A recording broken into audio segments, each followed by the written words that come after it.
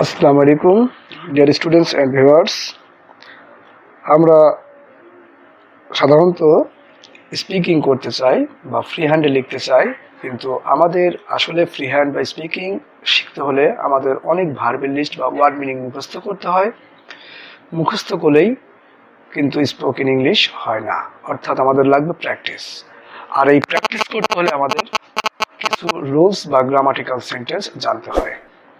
তাই আমাদের গ্রামাটিক্যাল সেন্টেন্সের এই 10ম পর্বে বা এপিসোড 10-এ সবাইকে স্বাগতম।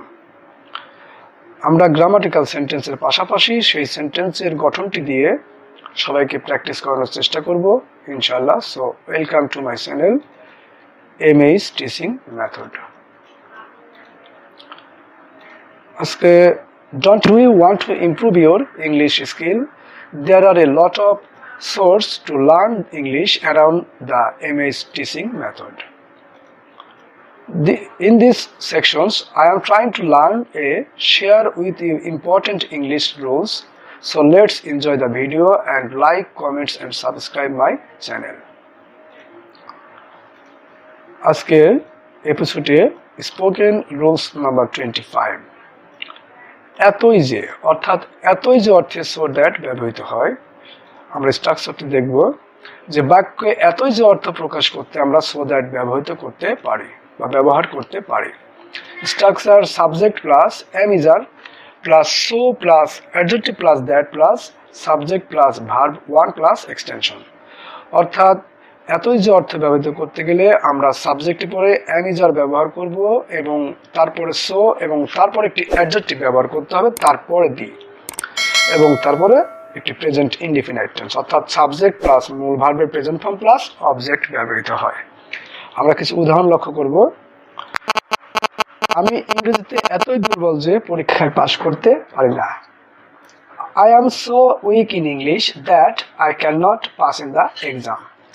এখানে সাবজেক্ট আই এবং আমরা ব্যবহার করেছি অ্যামিজার, যেখানে একটি এবং এতই যে অর্থে সো এবং অ্যাডজেক্টিভ হিসেবে উইক ইন এবং কিসের দুর্বল ইংরেজিতে ইংলিশ এবং দ্যাট ব্যবহার করেছি এবং তারপরে একটি বাক্য প্রেজেন্ট ইনডিফিনাইট টেন্সে ব্যবহার করেছি, অর্থাৎ I am so weak in English that I can not pass in the exam. আমি ইংরেজিতে এতই দুর্বল যে পরীক্ষায় পাশ করতে পারি না। চাইনিজ ভাষা এতই কঠিন যে আমরা পড়তে পারি না। Chinese language is so hard that we can not read. Rakhi এতই ক্লান্ত যে সে হাঁটতে পারে না। Rakhi is so tired that can not walk. Jafar এতই মোটা যে সে দৌড়াতে পারে না।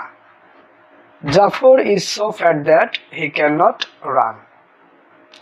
রাফিন এতই স্মার্ট যে সে সহজে দৃষ্টি আকর্ষণ করতে পারে না। রাফিন ইজ সো স্মার্ট দ্যাট রাফিন এতই স্মার্ট যে সে সহজে দৃষ্টি আকর্ষণ করতে পারে। Rafin is so smart that he can draw attention easily. Spoken rules number 26। উচিত ছিল অর্থে শুড হ্যাভ ব্যবহৃত হয়।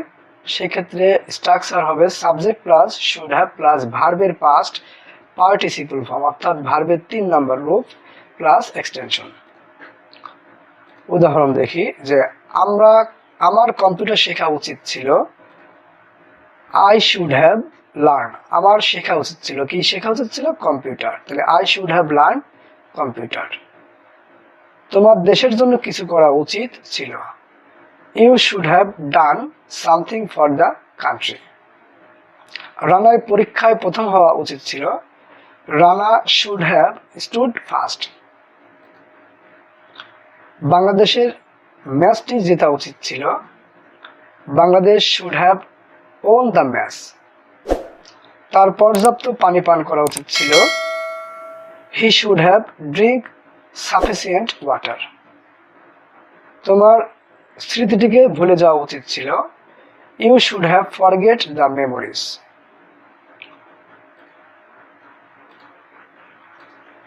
Thanks a lot for watching my video. Please subscribe my channel, MH Teaching Method.